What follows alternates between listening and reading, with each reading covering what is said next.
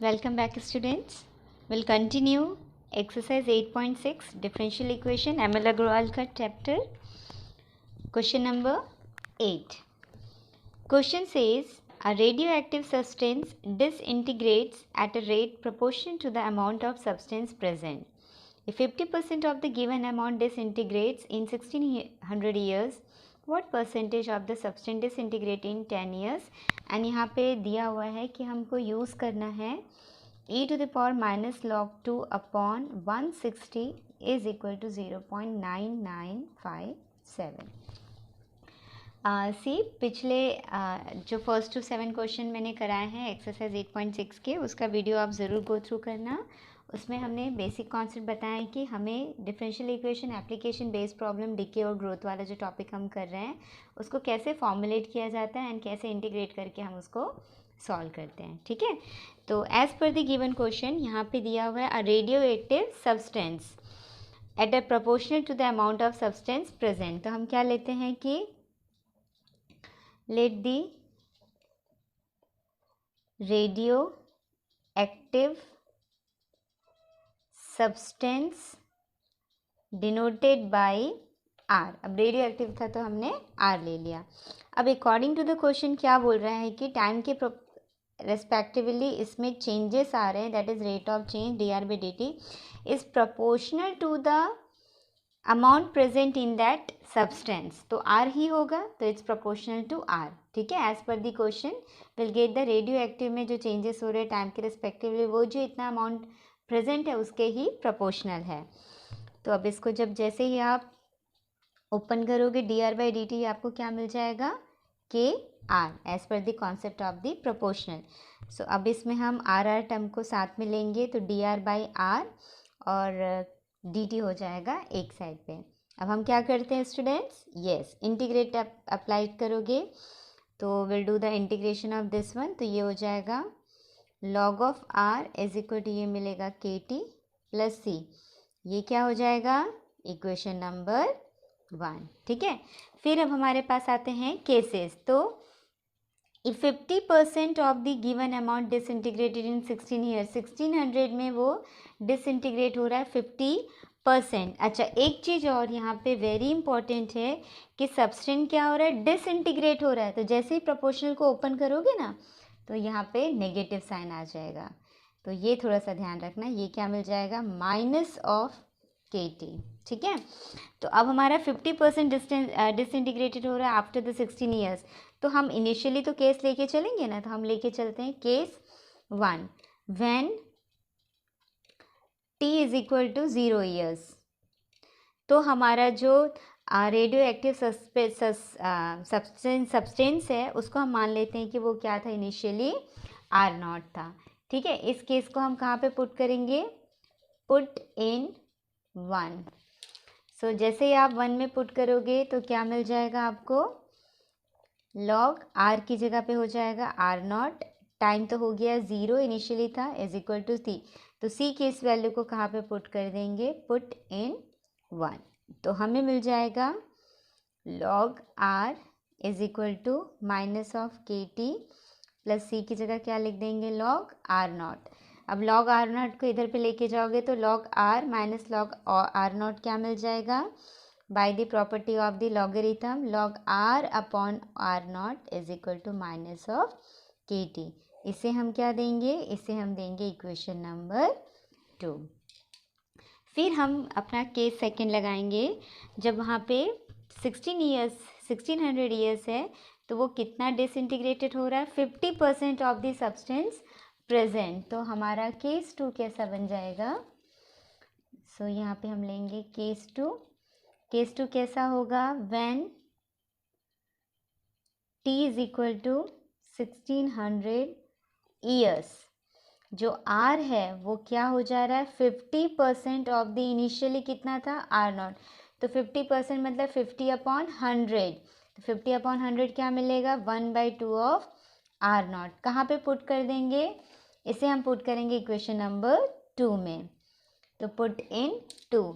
तो equation number 2 हमें क्या मिल जाएगा, log R की जगह लिखेंगे half of R0 upon R0 था ही माइनस K इंटू ऑफ 1600, ठीक है। तो यहाँ से आर नॉट कैंसिल, हमें मिल जा रहा है log of 1/2 is equal to minus 1600 of K. Log 1/2 को हम ऐसा लिख सकते हैं ना, log 1 माइनस log 2। इतना डिटेल में जाने की ज़रूरत नहीं है, लेकिन आपको एक बेसिक पता होना चाहिए कि log 1 की वैल्यू 0 होती है, तो इसको आप डायरेक्टली माइनस log 2 भी लिख सकते थे, ठीक है। क्या लिख सकते थे? Minus log 2। तो दोनों साइड से माइनस माइनस कैंसिल, तो k की वैल्यू कितनी आ गई? 1/1600 इंटू log 2, ये वैल्यू आ गई k की, जिसको हम पुट करेंगे अगेन इन 2। तो हमारा इक्वेशन क्या बदल जाएगा? हमारा इक्वेशन ये था, सेकेंड इक्वेशन हमको ये मिल रहा था, यहाँ पे हम k की वैल्यू रखेंगे, तो पुट इन 2 करेंगे तो हमें मिल जाएगा log r/r0 is equal to minus k की जगह आ जाएगा 1/1600 log 2 पर लिख देती हूँ इंटू t, ठीक है। ये क्या मिलेगा? This becomes as equation number 3, क्योंकि केस एक और दिया है कि what percentage of the substance disintegrated in 10 years। तो अब हमारा बनता है केस 3। केस 3 क्या दिया हुआ है? What percentage of the substance disintegrated in 10 years। तो when t is equal to 10 years, हमें बताना है कितना परसेंटेज वो डिसइंटीग्रेटेड होता है। डिसइंटीग्रेटेड परसेंटेज बताना है, ठीक है, ये हमें बताना है। तो चलो इसे हम पुट करते हैं 3 में। तो हम डिसइंटीग्रेटेड का तो कोई वैल्यू है नहीं अभी हमारा, वो टर्म हमारा क्या रहेगा? एज इट इज़ रहेगा, ठीक है। तो हम चलते हैं, इसकी वैल्यू यहाँ पे रखते हैं। तो log r/r0 is equal to minus log 2/1600 into 10। t क्या दिया है? 10। यहाँ से 0 कैंसिल हो जाएगा, तो ये हमें मिलेगा log r/r0 is equal to minus log 2/160। अब आपको याद आना चाहिए कि क्वेश्चन में एक टर्म लिखा था मैंने, यूज़ क्या है? e⁻ log 2/160 is equal to 0.9957। तो हम यहाँ से क्या करेंगे? बेसिक लॉग को हटा देंगे, तो लॉगरिथम की प्रॉपर्टी से आपको ये क्या मिल जाएगा? This is r/r0 is equal to e⁻ log 2/160, जो आपको यूज़ करना था, जिसकी वैल्यू गिवन है 0.9957। तो इसकी जगह पर हम लिखेंगे 0.9957। तो हमें कितना मिल जाएगा? That is r/r0 is equal to 0.9957। तो r जो हमारा रेडियो एक्टिव सब्सटेंस था वो कितना आ रहा है इनिशियली का? 0.9957 of into with the r0, ये हमें इतना इनिशियली मिल रहा है। तो डिसइंटीग्रेटेड कितना होगा? इनिशियली वो कितना था? Initially that radioactive substance was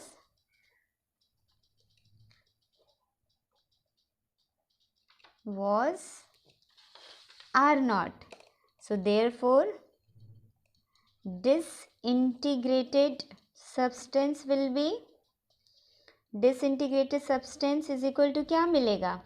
ये इनिशियल से हम ये जो जितना आ रहा है उसको सब्ट्रैक्ट कर देंगे, दैट इज 0.9957 ऑफ r0। तो कितना मिल जाएगा? ये हमें मिलेगा 0.0043 r0। इतना हमारा डिसइंटीग्रेटेड सब्सटेंस मिल जाएगा। Clear? That is the number of substance which are the disintegrated.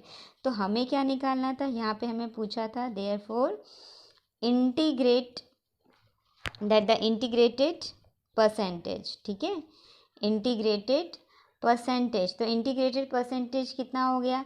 जितना अभी डिसइंटीग्रेटेड हुआ है डिवाइड बाय इनिशियल, तो डिसइंटीग्रेटेड कितना हुआ है? 0.0043 r0। इनिशियली कितना था? r0 into of the 100%। तो r0 कैंसिल, इसको आप मल्टीप्लाई करोगे तो क्या मिल जाएगा? 0.43%। इतना जो है रेडियो एक्टिव सब्सटेंस क्या होगा?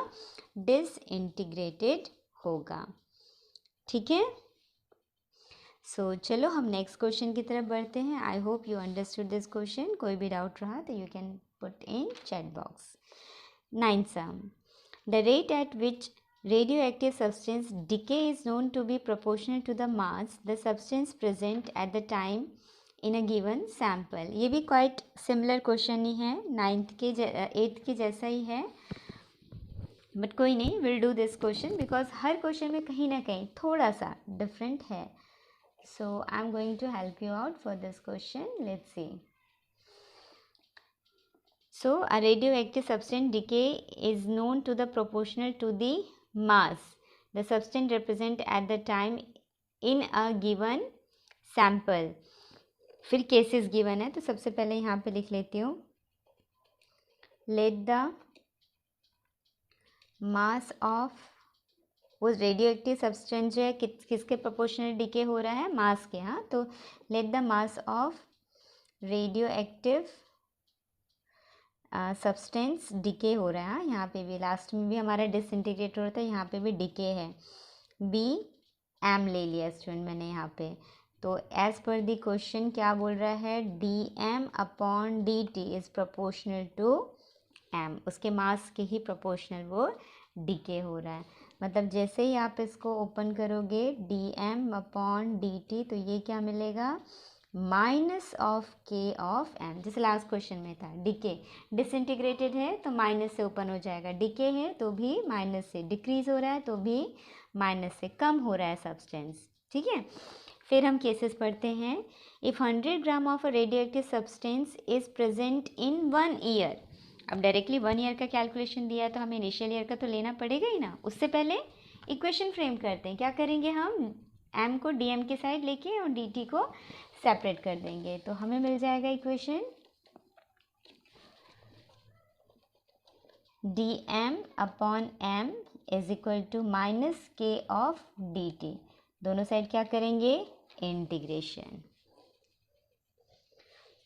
तो डी एम अपॉन एम का कितना मिलेगा, log M is equal to this is minus K T plus C. ये क्या हो जाएगा, number 1.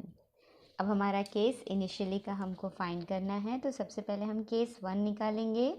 When T is equal to 0 year तो हम मान के चलते हैं कि mass of the radio active substance be M not.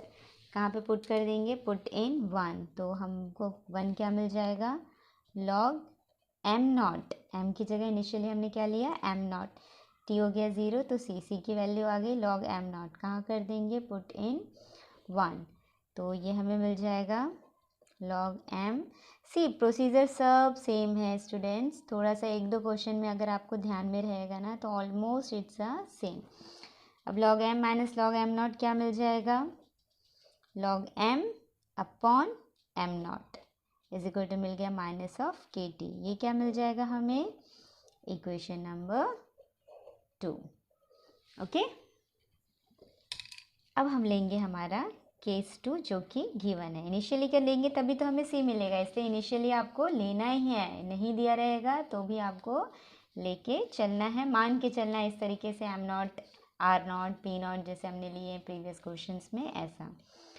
अब हमको दिया है कि आफ्टर 1 ईयर जो मास है वो कितना डीएक्टिवेट हो रहा है, 100 ग्राम्स. तो 100 ग्राम्स हो रहा है, इसे हम पुट कर देते हैं हमारे इक्वेशन नंबर 2 में. तो हमारा m कितना मिल जाएगा हमें, 100 upon M not is equal to minus of k. बराबर है. तो माइनस k की इस वैल्यू को हम कहाँ पुट कर देते हैं, 2 में पुट कर देते हैं डायरेक्टली. Put in 2. सो ये हमें मिल जाएगा log m upon M not is equal to minus K की जगह क्या आ गया, log 100 upon M not into T. ये वाला टी, ये हमारा हो जाएगा इक्वेशन नंबर 3. ठीक है. और केस दिया है क्या, यस केस गिवन है. क्या गिवन है कि and 75 grams is present 2 years after the substance was produce. अब हमारा एक और केस बन रहा है यहाँ पे जो कि होगा केस 3. तो यहाँ पे दिया है जब टाइम जो है 2 साल बाद हो रहा है तो और डीके हो जाएगा, तो उसका वेट और कम हो गया। कितना कम हो गया? 75 ग्राम। तो इसको हम पुट कर देते हैं हमारे इक्वेशन नंबर 3 में। तो हमें क्या मिल जाएगा? लॉग m की जगह हम लिखेंगे 75 upon m not is equal to log 100 upon m not, और t की जगह क्या लिखेंगे? 2। तो इस 2 को हम इसके पावर में लेके जा सकते हैं ना, लॉग 100 अपॉन m नॉट, जिसे हमको पता है, क्या पता है? हमें लॉग की प्रॉपर्टी पता है कि अगर m इंटू लॉग n हो तो इससे हम लिख सकते हैं log n to the power m। तो यहाँ पे जो लास्ट स्टेटमेंट में था log 100 upon m not is equal to log 75 upon m not into 2 था, है ना। तो उस 2 को हम यहाँ लिख सकते हैं ना, आगे लिखे या पीछे लिखे, t तो k से मल्टीप्लाई था, तो हमने ऐसा कर दिया। तो अब इस 2 को क्या ले लेंगे? पावर में लेंगे। तो लॉग सॉरी मैंने थोड़ा सा ये थोड़ा इंटरचेंज हो गया है। 75 यहाँ पे था, ये था 100 स्टूडेंट्स, ठीक है। तो ये है 75 अपॉन m नॉट, ये प्रॉपर्टी से क्या हो जाएगा? लॉग 100 अपॉन m नॉट का होल स्क्वायर। ये 2 जो है इधर जाएगा एज पर दिस प्रॉपर्टी। तो दोनों साइड से अब लॉग हम कंपेयर कर सकते हैं।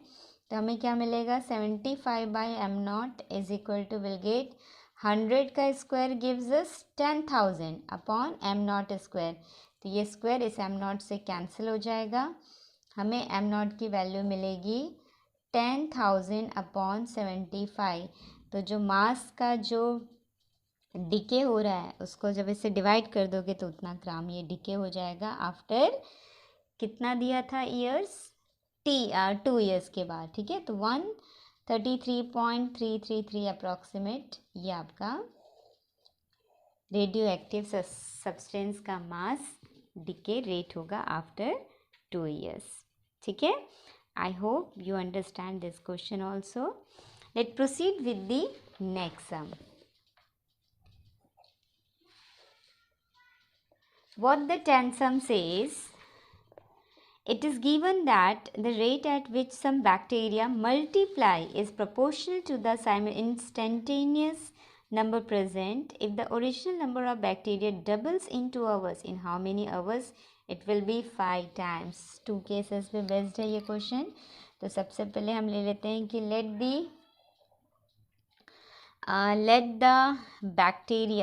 the number of bacteria b we will take as the b, capital B ले लिया। हाँ, तो as per the question जो इसमें रेट ऑफ चेंज हो रहा है वो क्या हो रहा है? Multiply proportional to the bacteria present in that, so dv by dt proportional to b, और मल्टीप्लाई हो रहा है मतलब प्लस हो रहा है, तो प्लस हो रहा है तो प्रोपोर्शनली का सिर्फ k b हो जाएगा, ठीक है।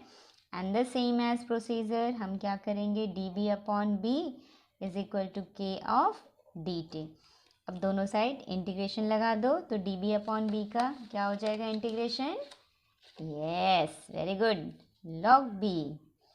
तो log b is equal to हमें मिल जाएगा kt plus c, that is our number 1।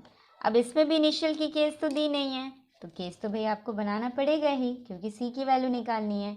तो case 1 when t is equal to 0 hour initial hour हम ले लेते हैं b is equal to b naught और पुट कर देंगे 1 पे।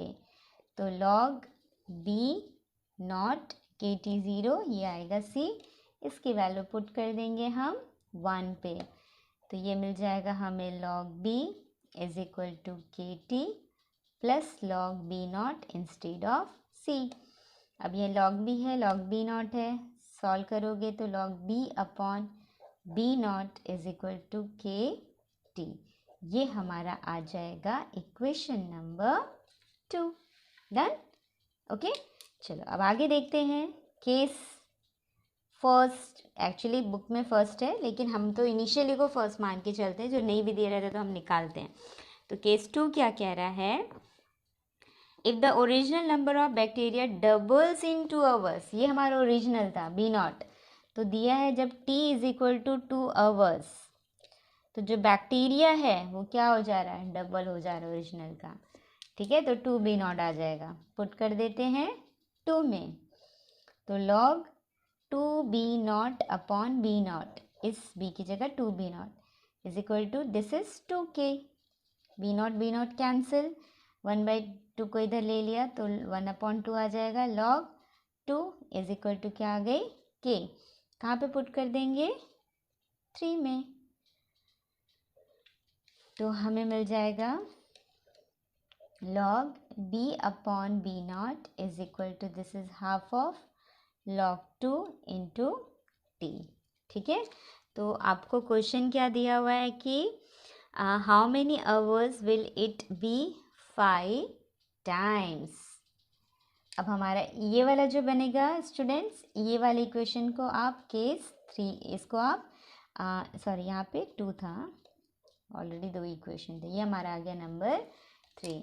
तो अब हमारा जो केस 3 बन रहा है, जो 5 टाइम्स का केस दे रहा है, वो केस 3 मिलेगा कब, at what hours the bacteria is going to be 5 times of the original. ठीक है, तो इस टर्म को अब यहाँ पे पुट करेंगे तो क्या मिल जाएगा, ये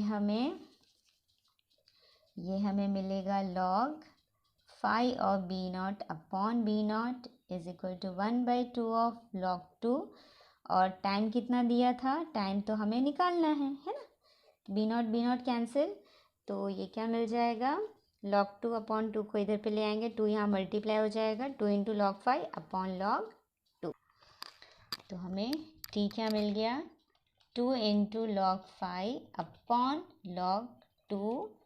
अब कैलकुलेशन तो करने की ज़रूरत नहीं है, लॉग टेबल दिया है तो you can evaluate the log 5 and log 2, otherwise this you can leave your answer हो हियर ऑल्सो। ठीक है, so this was the question for the 10th one. Let's see the last question of this exercise. Assume that a spherical raindrop evaporates at a rate proportional to its surface area. If its radius originally is 3 mm and 1 hour later has been reduced to 2 mm, find an expression for the radius of the raindrop at any time. So as per the question, we will take, as we know that that the volume of a raindrop, तो raindrop का shape कैसा होगा, sphere है ना, जो कि हमारा क्या है यहाँ पे, शेप ऑफ स्फीयर किसका है, रेनड्रॉप का। क्या होता है, 4/3 पाई आर क्यूब, ये याद रखना है। एंड हमें पता है surface area of sphere that is 4 pi are square. So according to the question, volume के लिए आई एम टेकिंग v और सरफेस एरिया के लिए आई एम टेकिंग s। तो एज पर द क्वेश्चन, वॉल्यूम में चेंज हो रहा है with respect to its surface area. ये हमारा क्वेश्चन दिया हुआ है, that a spherical rain drop evaporates at a rate proportional to its surface area. तो dv/dt इज प्रोपोर्शनल टू, ऐसा हमें गिवन है। तो हम dv/dt को क्या लिखेंगे, k ऑफ s लिखेंगे। अब यहाँ पे सेपरेट नहीं कर सकते, पहले इसको हम वैल्यू रखेंगे, 4/3 pi R cube is equal to k into 4 pi are square. अब पहले तो इसको डिफ्रेंशिएट करना होगा, क्योंकि आर क्यूब है, फंक्शन है t के रेस्पेक्ट में, तो 4/3 तो पाई हो गया कांस्टेंट।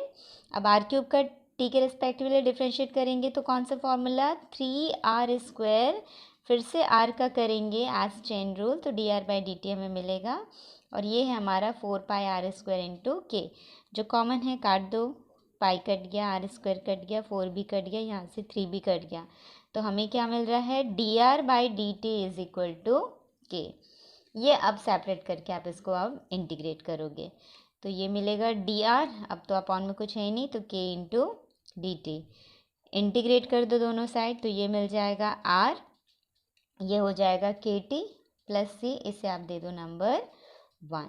ठीक है, अब क्वेश्चन के accordingly, if its radius originally is 3 mm, originally 3 mm मतलब इनिशियल दिया हुआ है यहाँ पे हमें ऐसे r0 वगैरह लेने की ज़रूरत नहीं है, यहाँ पे हमारा केस 1 गिवन है। बना नहीं रहे हैं हमें, तो t is equal to 0 hour में हमारा जो रेडियस है वो दिया है 3 mm। ओके, इसको पुट कर देंगे 1 में, तो r की वैल्यू आ गई 3, kt 0 हो गया, c तो कहाँ पे पुट कर देंगे c की वैल्यू को 1 में, तो पुट इन 1 तो हमें मिल जाएगा r is equal to kt plus 3। ठीक है, ये आ गया नंबर 2।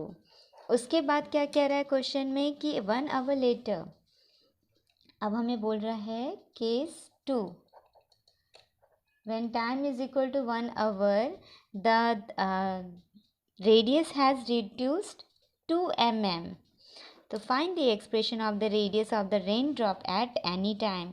तो इसको पुट कर देते हैं हम 2 में, तो r की जगह है 2, kt मतलब सिर्फ k प्लस 3, तो k की वैल्यू कितनी आ गई student, that come as the -1।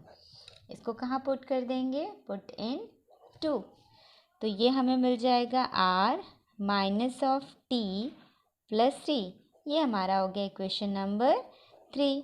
अब तो और कुछ केस दिया है क्या, नहीं। Find an expression for the radius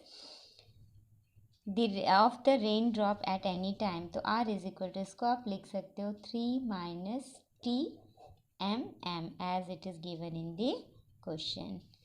ठीक है, रेडियस इतना t टाइम के बाद रिड्यूस हो जाएगा। तो ये था हमारा exercise 8.6 decay and growth application of differential equation. I hope you will comfortable with this video and you can understand in a easy manner also। कहीं पे भी कोई भी डाउट रहा तो please ask me। Thank you everyone।